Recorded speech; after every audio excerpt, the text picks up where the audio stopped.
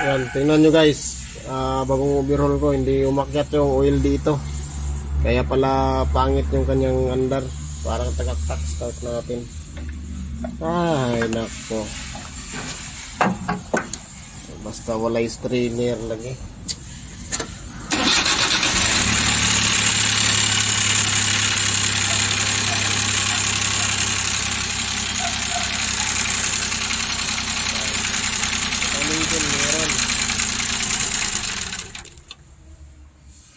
Pero may diskarte yan. May diskarte yan. Kita nyo yan. Diyan nakalagay yung kanyang bomba. Isang butas na bomba para sa lahat nito. Ayan, para sa lahat. So tanggalin natin yan. Tapos hanginan natin yung kanyang ano dito. Ayan. So yun lang ang diskarte nito. Pag hindi umakyat yung ano. Kasi nga kahit anong linis o pa yan, meron talagang siguro silikon na nakabara. So ayan, natanggal natin yung mga bolt dito. So ayan. So makikita nyo yan. Yan yung pinaka-supply niya sa oil. Dapat pag in-start mo yan, may nalabas dyan na oil galing sa ilalim. Tingnan natin.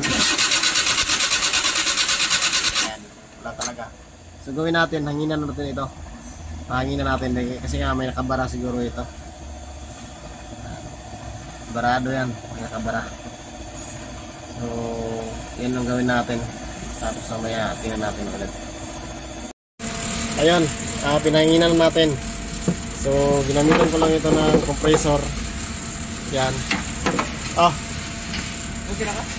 So kung makikita nyo, tingnan nyo. Tingnan yung butas na yan. Start natin. Ayan. So may nalabas na rin sabihin yung ano niya nagtatrabaho na. So yun lang. At mamaya papay-start natin kung kaya niya na bang mabasa ito.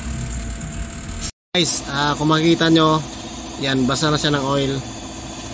Yan. So yun. At tingnan natin. Start natin, malakas na oil.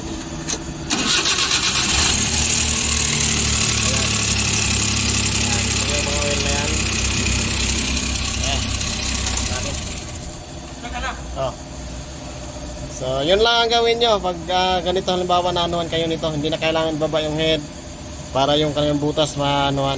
Yun lang gawin nyo. So